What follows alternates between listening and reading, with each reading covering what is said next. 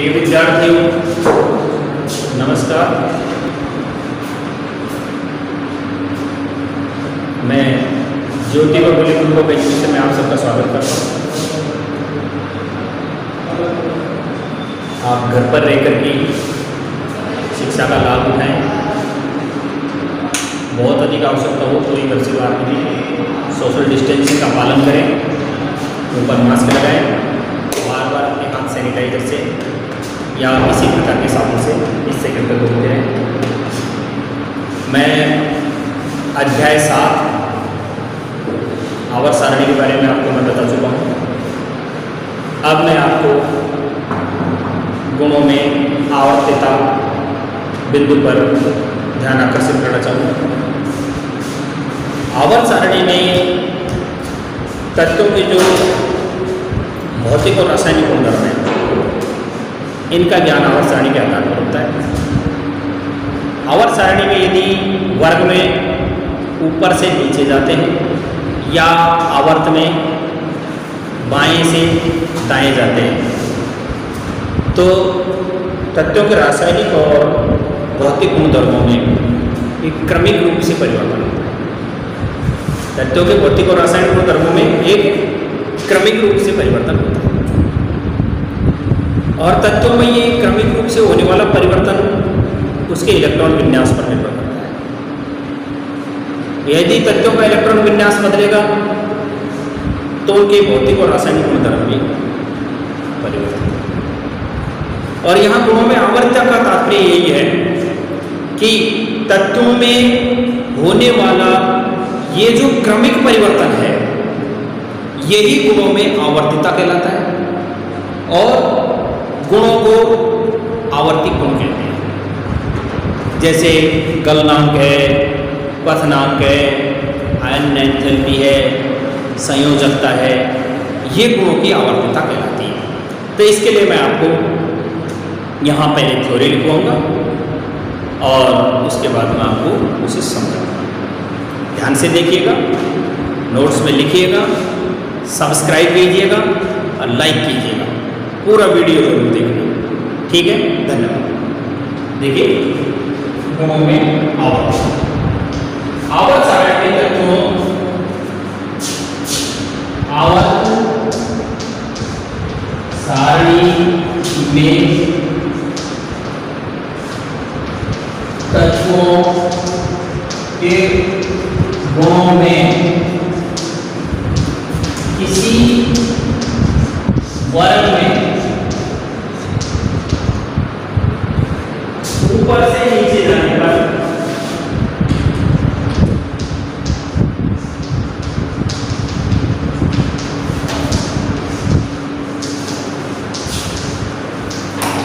या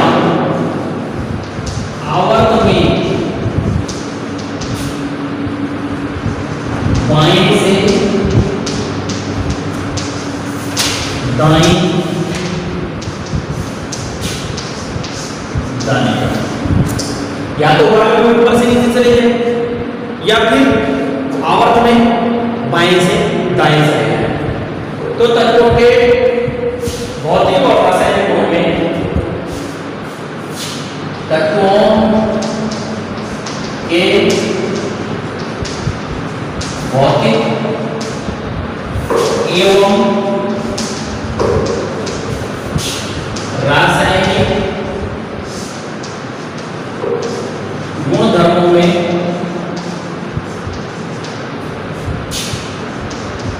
परिवर्तन, जैसो क्रमिक रूप में परिवर्तन है, क्रमिक रूप से घटना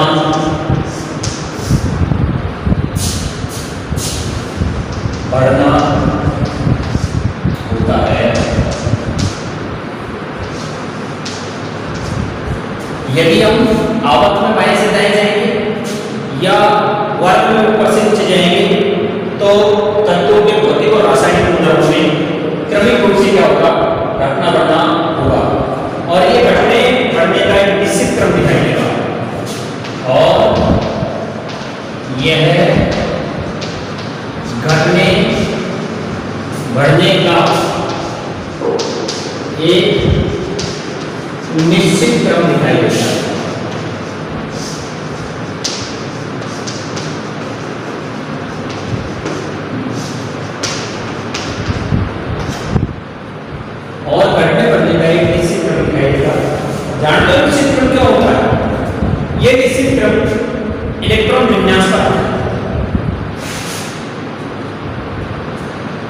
ये घटने बढ़ने का जो क्रम है, ये निश्चित क्रम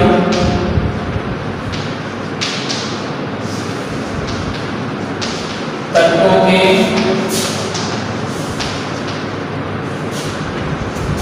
इलेक्ट्रॉनिक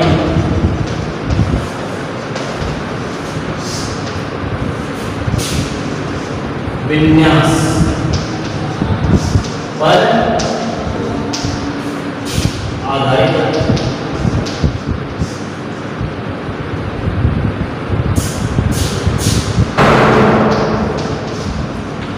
यदि इलेक्ट्रॉन का यदि तत्व का इलेक्ट्रॉनिक विन्यास परिवर्तन होगा तो उसके भौतिक और रासायनिक गुणधर्म क्या होंगे?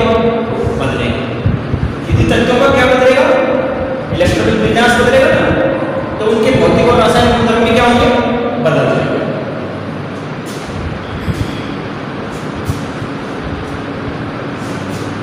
क्योंकि इलेक्ट्रॉनिक विन्यास से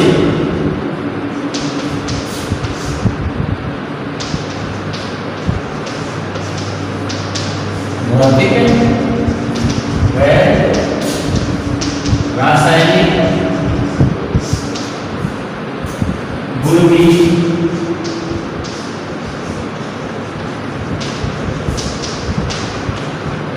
परिवर्तित हो। और हमारे सामने इसकी परिभाषा आ गई कि गुणों में होने वाला इस प्रकार का जो निश्चित क्रमिक परिवर्तन है, क्या गुणों में होने वाला इस प्रकार का जो क्रमिक परिवर्तन है, अर्थात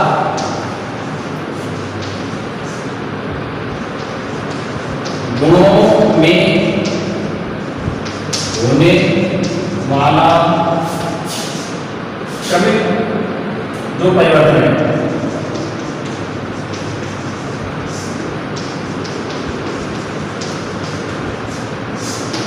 अर्थात गुणों में होने वाला क्रमिक परिवर्तन ही गुणों में आवर्तिता कहलाता है।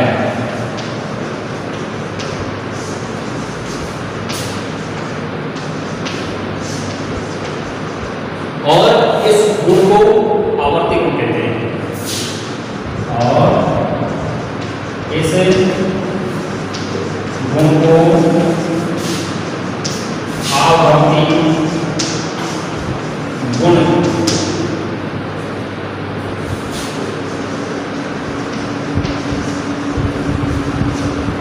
जैसे मैंने कल उदाहरण दिया था वर्ग नंबर 1, और वर्ग नंबर 1 में हम देख रहे थे कि 1 के बाद कोष संख्या 2, 2 के बाद 3, 3 के बाद 4, 4, 5, 6, 7 इस तरह कोषों की संख्या लगातार बढ़ रही थी। गुणों में आवर्तता क्रमिक रूप से परिवर्तन हो रहा था, भौतिक और रासायनिक गुण भी क्रमिक रूप से बदल रहे थे। अर्थात कहने का मतलब यह है गुणों में होने वाला ये जो क्रमिक यानी निश्चित जो परिवर्तन है, उसी को ही हम आवर्तता गुणों की आवर्तता कहते हैं, और इस गुण को आवर्ती गुण कहते हैं।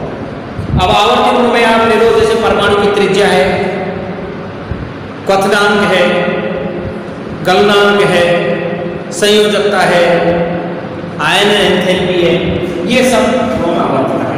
जैसे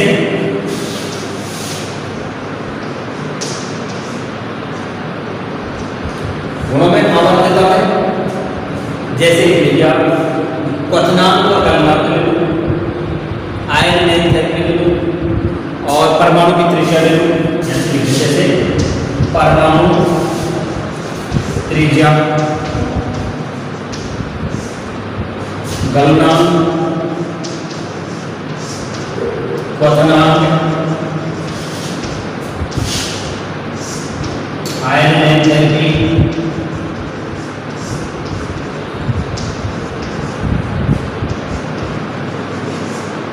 संयोजकता है।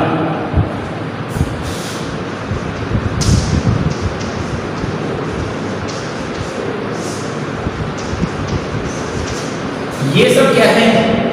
परमाणु त्रिज्या, गलनांक, क्वथनांक, आयन एंथैल्पी या संयोजकता, ये सारे के सारे गुणों में आवर्तता कहलाते हैं। जैसे मान लो परमाणु की त्रिज्या है जिस नियम से बढ़ेगी उसी नियम के अनुसार क्या होगा, बढ़ेगी।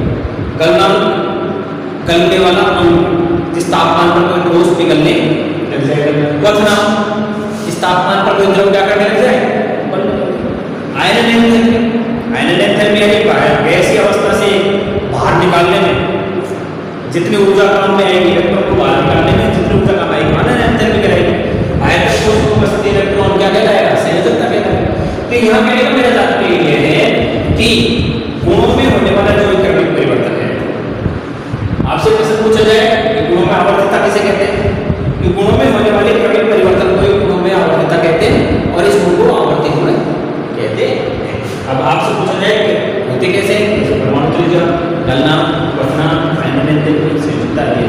अब सबसे पहले आपके सामने परमाणु त्रिज्या है, और चीज आ रही है परमाणु त्रिज्या।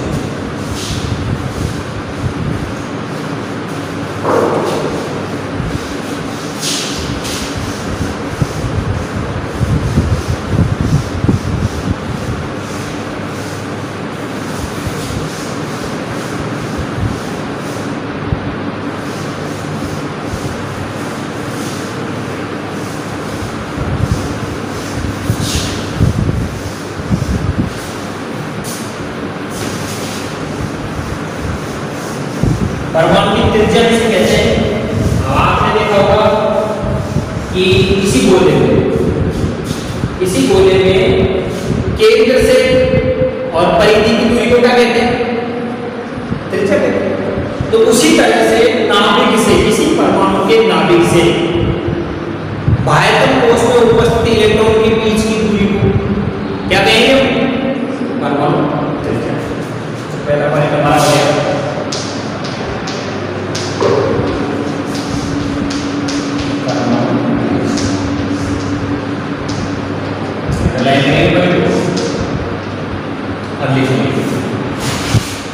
परमाणु के बाह्यतम कोश में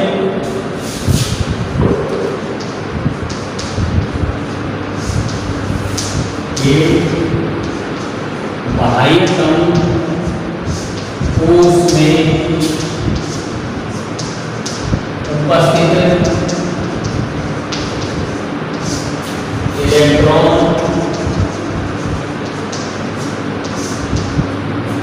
परमाणु के बाह्यतम कोश में उपस्थित इलेक्ट्रॉन से नाभिक के मध्य की दूरी को से नाभिक के मध्य की दूरी को परमाणु त्रिज्या कहते हैं। परमाणु त्रिज्या को किस में नापते हैं, जानते हो? परमाणु त्रिज्या को किस में नापते हैं, पिकोमीटर। किस में नापते हैं, पिकोमीटर। जैसे देखो ये आपके सामने परमाणु, ये हो गया क्या, परमाणु, ठीक है ना। ये इसका क्या हो गया, नाभिक। और जैसे मान लीजिए इसके अंदर ये एक अक्ष है, ये एल अक्ष है और ये एल अक्ष है, ये इलेक्ट्रॉन मौजूद है। ये क्या मौजूद है, इलेक्ट्रॉन। और ये इसका क्या है, नाभिक। नाभिक से ये इलेक्ट्रॉन के बीच की दूरी, ये क्या कहलाएगा, त्रिज्या कहलाएगा। यहाँ बाह्यतम कोश में उपस्थित इलेक्ट्रॉन से और नाभिक के मध्य की बीच की दूरी ये है, इसे हम क्या कहेंगे, परमाणु त्रिज्या कहेंगे। ये तो वही हमारा नाभिक। ये हमारा बाह्यतम कोश में उपस्थित क्या हो गया, में उपस्थित इलेक्ट्रॉन। ये हमारा बाह्यतम कोश में उपस्थित इलेक्ट्रॉन हो गया, ये नाभिक हो गया। और नाभिक से और इलेक्ट्रॉन के बीच की दूरी क्या कहलाएगी, इसे हम क्या कहेंगे, परमाणु त्रिज्या। ये आपकी क्या हो गई है, परमाणु त्रिज्या। ठीक। अब इसके बाद हमारा नेक्स्ट पॉइंट दोबारा एक बार फिर देख लें हम इसे। गुणों में आवर्तता में पहला पॉइंट हमारा परमाणु त्रिज्या। परमाणु कोष में उपस्थित इलेक्ट्रॉन, ये रहा बाह्य कोष में उपस्थित इलेक्ट्रॉन, ये बाह्य कोष में उपस्थित इलेक्ट्रॉन। इस इलेक्ट्रॉन से नाभिक के मध्य की जो दूरी, नाभिक के मध्य की जो दूरी है, जिसे हमने r द्वारा बता दिया, को परमाणु त्रिज्या कहते हैं। ये क्या है? परमाणु त्रिज्या। अब इसके बाद आपका नया पॉइंट आ रहा है,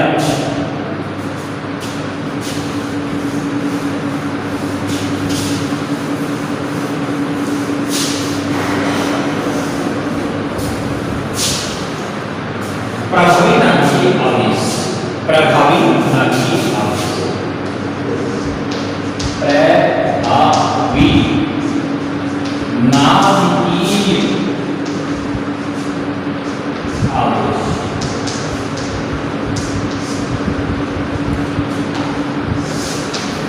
देखो प्रभावी नाभिकीय आवेश क्या होता है?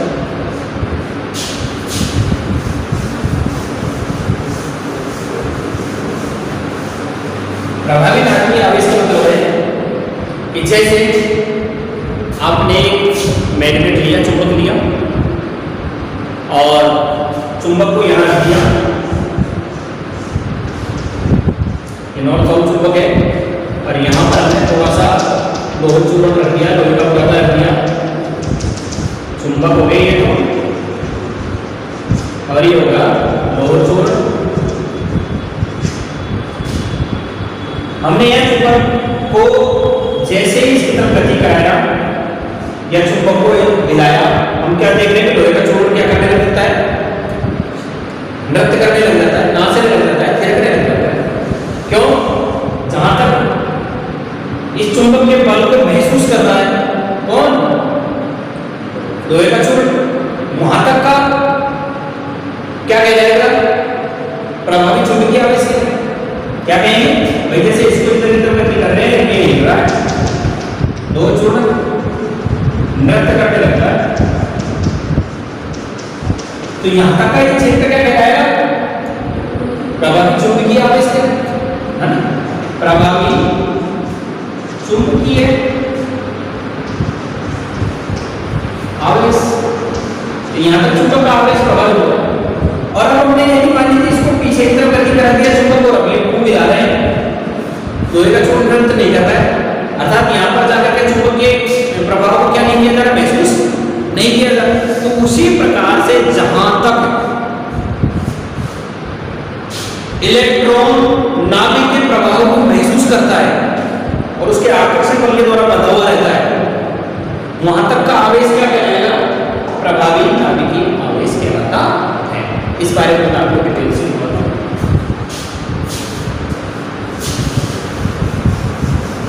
जैसे उदाहरण कि परमाणु के बाह्य कोष के इलेक्ट्रॉन, परमाणु के बाह्यतम कोष के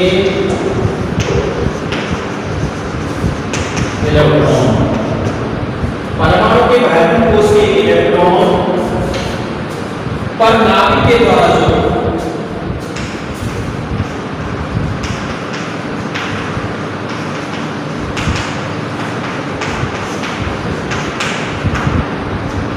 परमाणु के बाह्य कोष के इलेक्ट्रॉन पर नाभिक के द्वारा जो आकर्षण बल महसूस किया जाता है,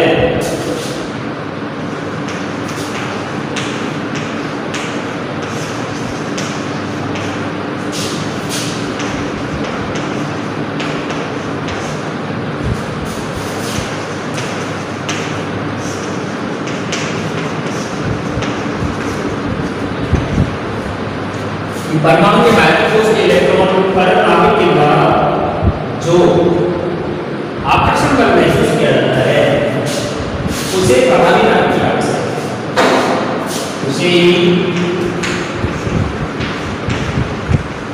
प्रभावी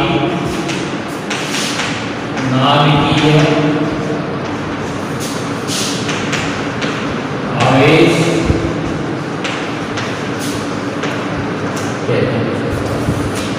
परिभाषा आपकी होगी प्रभावी नाभिकीय आवेश से कहते हैं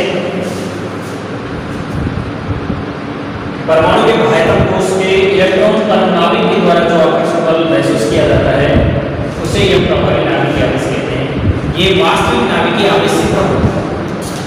ये है वास्तविक नाभिकीय आवेश से। जैसे चुंबक को आगे खींच कर देंगे तो लोहे के चुंबक क्या कर लेंगे, वो अपने पर चिपका लेगा, वो तो है वास्तविक चुंबकीय आवेश। उसी प्रकार से प्रभावी नाभिकीय आवेश वास्तविक नाभिकीय आवेश से कैसा होता है, कम। यह है वास्तविक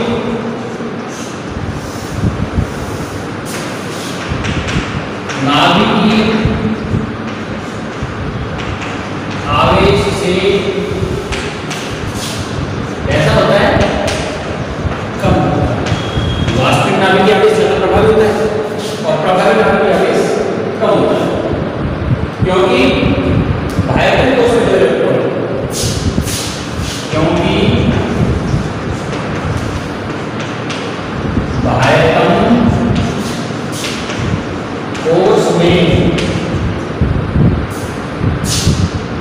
में जो इलेक्ट्रॉन पाए जाते हैं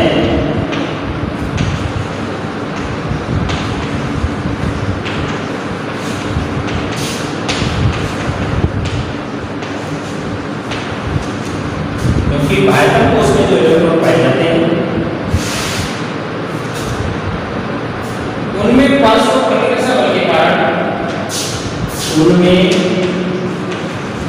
परस्पर प्रतिकर्षण बल के कारण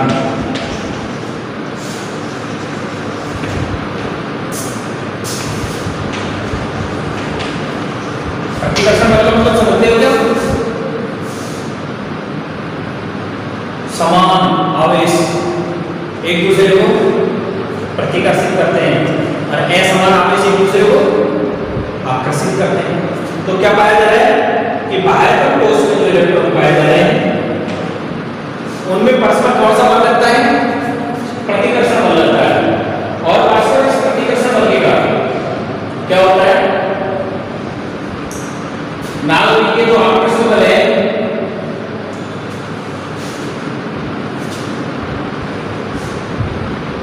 कुछ नाभिकीय आकर्षण बल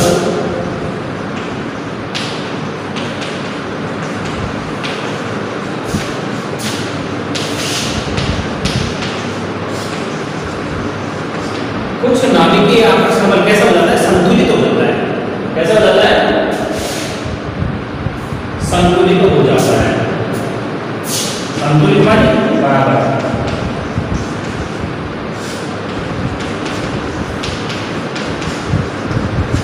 इसलिए प्रभावी नाभिकीय आवेश वास्तविक नाभिकीय आवेश से कम होता है। अब इसके लिए पॉइंट लिखेंगे। एक बार इसको समझो कि परमाणु के बाह्यतम कोश में इलेक्ट्रॉन और नाभिक के द्वारा जो आकर्षण बल महसूस किया जाता है उसे यह प्रभावी नाभिकीय आवेश कहते हैं। ये वास्तविक नाभिकीय आवेश से कम होता है, क्योंकि बाह्यतम कोश में जो इलेक्ट्रॉन पाया जाता है उनमें परस्पर प्रतिकर्षण बल के कारण कुछ नाभिकीय आकर्षण बल संतुलित हो जाते हैं, इसलिए उसका मान कैसा होता है, कम होता है। जैसे मैं आपको प्रतिकर्षण और आकर्षण के बारे में बताता हूँ भाई।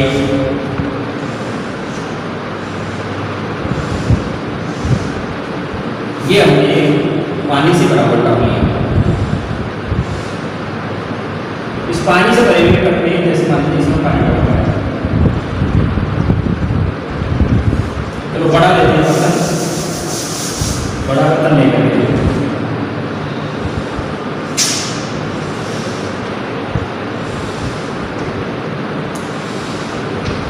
बड़ा पानी से भरा हुआ कप ले लिया, इसमें पानी भर रहा है।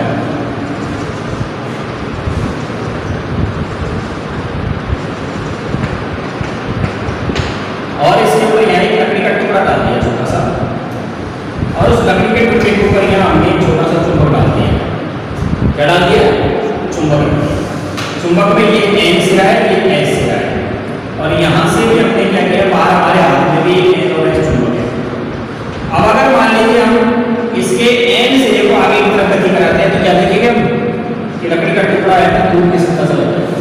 क्यों, क्योंकि इस एन के और इस एन के इधर भी है नॉर्थ और इधर भी नॉर्थ, इन दोनों के मध्य क्या लगेगा, लगने वाला बल प्रतिकर्षण बल, प्रतिकर्षण, क्योंकि समान दो एक जगह हो गए इसलिए कौन सा बल लगेगा, प्रतिकर्षण। लेकिन जैसे ही मान लीजिए हम चुंबक में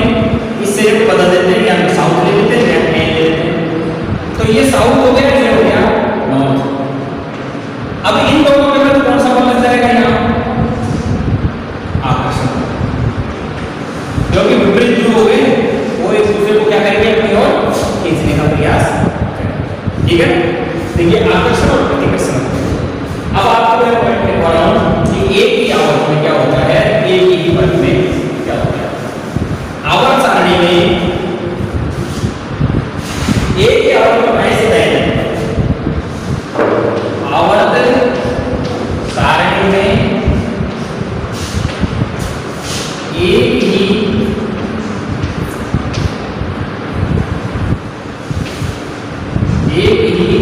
आवर्त में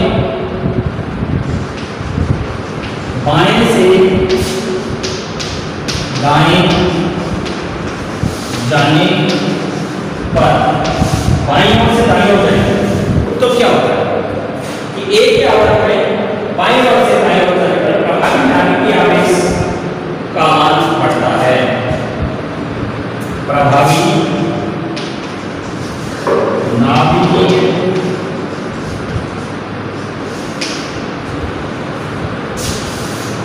आवेश का मान बढ़ता है। प्रभावी नाभिकीय आवेश का मान क्या बढ़ता है? बताओ।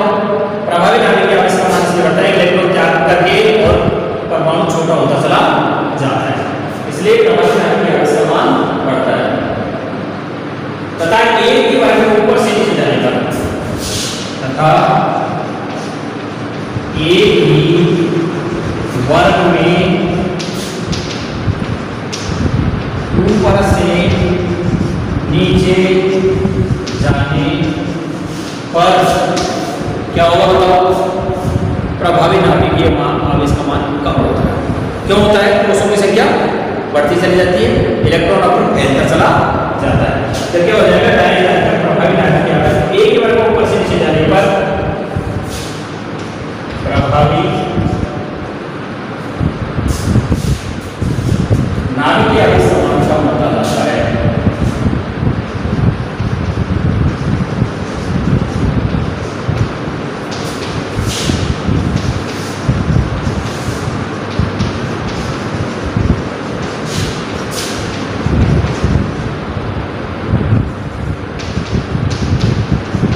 बताओ क्यों? क्योंकि जो ही वर्ग में ऊपर से नीचे जाएंगे कोषों की संख्या बढ़ती चली जाएगी। जैसे Li अलीना की रंग से मर्यादा वाला वर्ग ले लेते हैं तो H1 Li 2 कोष, फिर उसके बाद में अलीना सोडियम 3 हो जाएगा। उसी के बाद आगे चलते जैसे चले जाएंगे अनंत तक, तो वहाँ उसमें क्या होता चला जाएगा? उसकी संख्या बढ़ती चली जाएगी। तो नीचे क्या होगा? तो वर्ग से ऊपर से नीचे जाएंगे, कोषों की संख्या में वृद्धि होती चली जाएगी। नाभिक की पकड़ बाह्यतम कोष के इलेक्ट्रॉन पर कम होती चली जाएगी, परिणाम क्या होता चला जाएगा? प्रभावी नाभिकीय आवेश का मान कम होता चला जाता है। जब प्रभावी नाभिकीय आवेश का मान कम हो जाएगा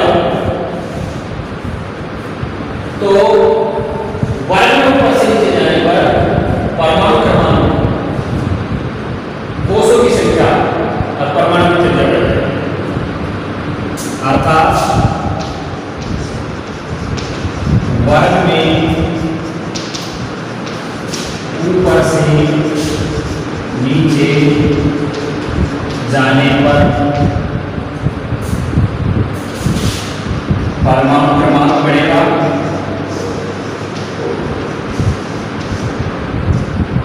परमाणु क्रमांक में वृद्धि होगी। एक बात। दूसरी बात,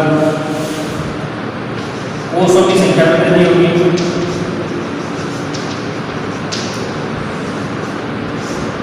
परमाणु क्रमांक, कोषों की संख्या तथा परमाणु त्रिज्या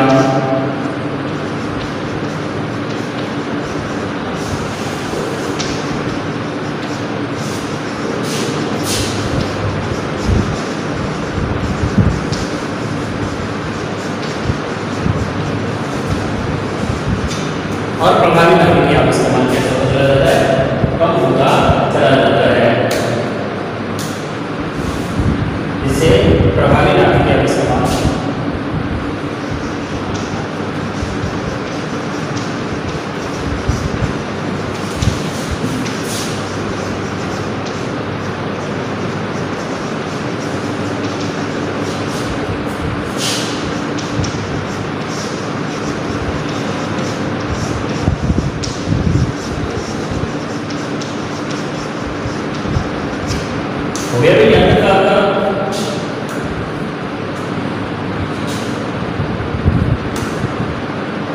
परमाणु त्रिज्या को हमेशा पिकोमीटर में नापते हैं।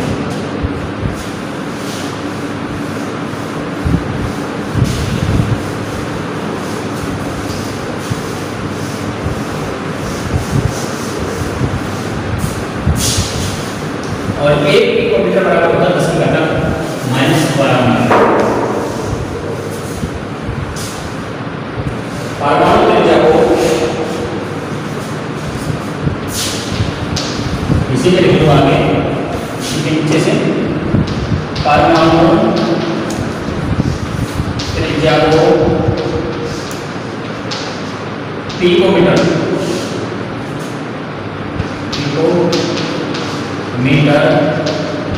में मापते हैं।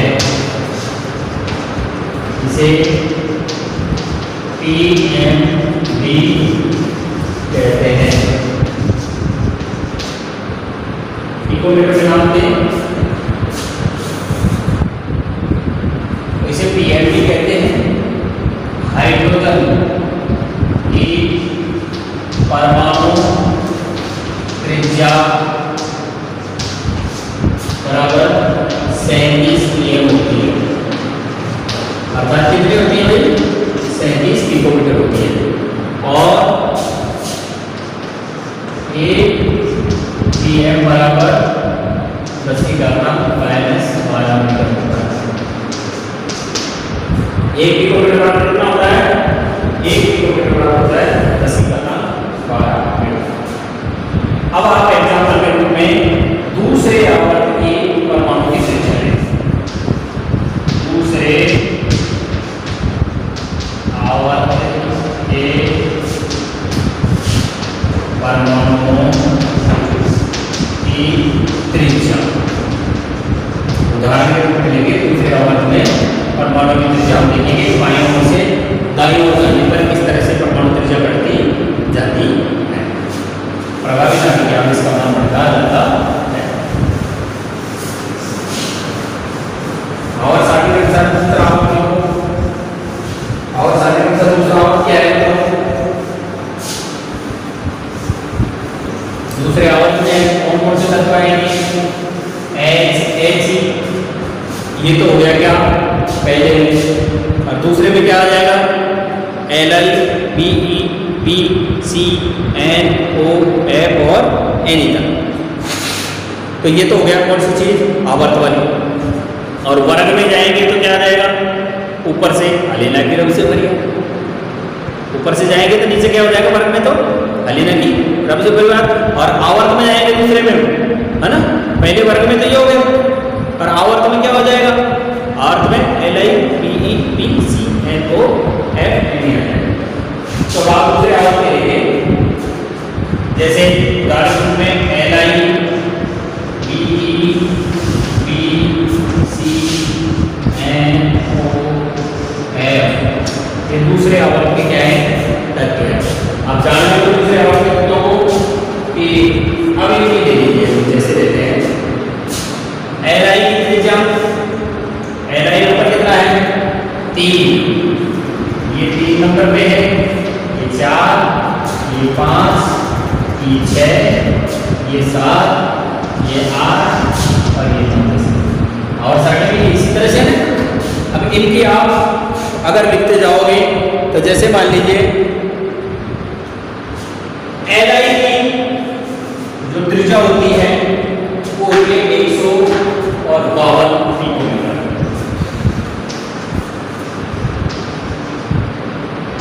Be की होती है, ये होती है 111 पिकोमीटर। V की होती है कितनी त्रिज्या? 88, ये होती है 88 पिकोमीटर। कार्बन की कितनी होती है? ये होती है 77 पिकोमीटर। नाइट्रोजन की कितनी होती है? 74 पिकोमीटर। और ऑक्सीजन की कितनी होती है? 66 पिकोमीटर। और क्लोरीन की कितनी होती है? 64। ये इनकी त्रिज्या पिकोमीटर में, इसमें है त्रिज्या पिकोमीटर में। क्लोरीन की 64 पिकोमीटर होती है, ऑक्सीजन की 66 पिकोमीटर होती है,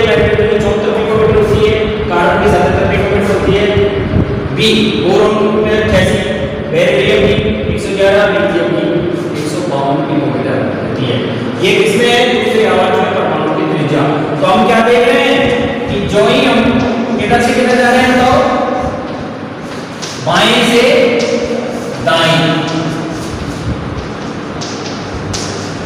बाएं से दाएं जाने पर आपके सामने स्पष्ट रूप से आ गया। परमाणु त्रिज्या का मान क्या होता चला जाता है? घटता चला जाता है। जब परमाणु त्रिज्या का मान घटता चला जाएगा तो प्रभावी नाभिकीय आवेश का मान क्या होगा? प्रभावी नाभिकीय आवेश का मान बढ़ेगा। क्यों? इलेक्ट्रॉन आपस से जुड़ेगा, नाभिक से इलेक्ट्रॉन की दूरी कम होती चली जाएगी, परमाणु त्रिज्या घटेगी और प्रभावी नाभिकीय आवेश का मान बढ़ जाएगा। तो ये हो गया कौन सा? दूसरा। उसी प्रकार यदि हम किस में यदि वर्ग में को कार्य करने से परमाणु त्रिज्या, ये तो आपकी समझ में आ गया होगा। अब आप देखिए वर्ग में परमाणु त्रिज्या,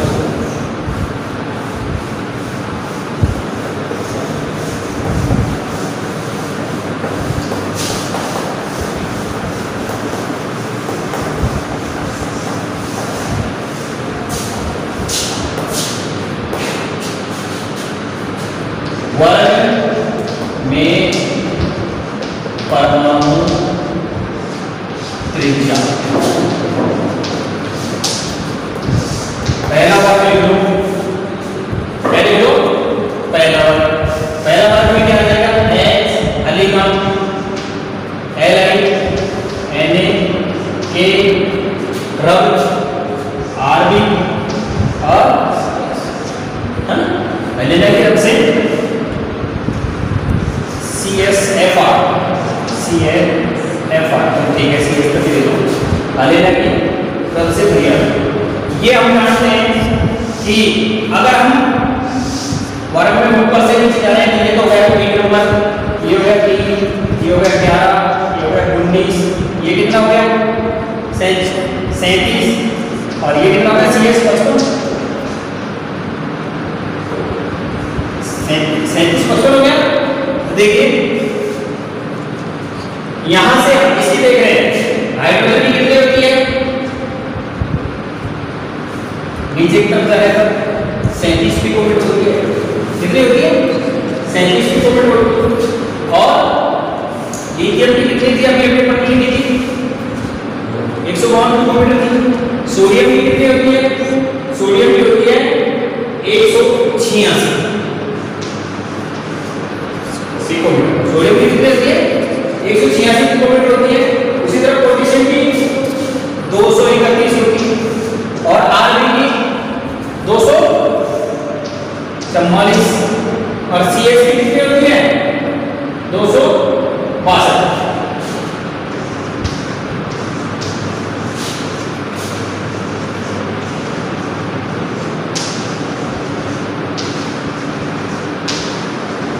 क्या देख रहे हो? ऊपर से नीचे जाने पर हम देखते हैं कि लगातार परमाणु त्रिज्या का मान क्या होता चला जाता है? बढ़ता चला जाता है। जब ऊपर से नीचे जाएंगे वर्ग में तो परमाणु त्रिज्या का मान बढ़ता चला जाएगा और जब परमाणु त्रिज्या का मान बढ़ता जाता है इसका मतलब क्या हो गया? प्रभावी नाभिकीय आवेश का मान बढ़ता चला जाता है। परमाणु क्रमांक देखो 1 है, 3 है, 11 है, 19 है, 37 है, 55 है। यानी ऊपर से नीचे जाने पर परमाणु क्रमांक बढ़ रहा है, परमाणु त्रिज्या का मान बढ़ रहा है, प्रभावी नाभिकीय आवेश का मान क्या हो रहा है? घट रहा है। प्रभावी नाभिकीय आवेश का मान क्या होता जा रहा है? घटता जा रहा है। परमाणु क्रमांक बढ़ते जा रहे हैं, नाभिक से दूरी बढ़ती जा रही है, बल्कि परमाणु त्रिज्या का मान भी बढ़ता जाएगा। अब लिखेंगे अतः वर्ग में ऊपर से नीचे जाने पर, इसी के सामने लिख लो अतः वर्ग में ऊपर से नीचे जाने पर क्या क्या हो रहा है? तो परमाणु क्रमांक बढ़ता जा रहा है, परमाणु क्रमांक बढ़ता जा रहा है।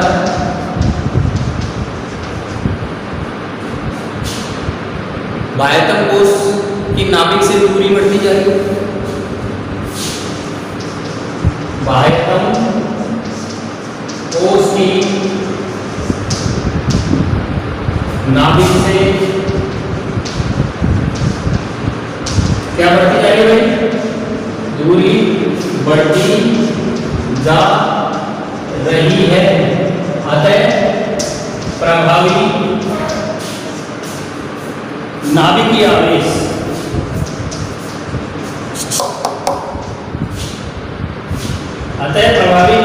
आवेश कैसा होगा? कम होता जा रहा है।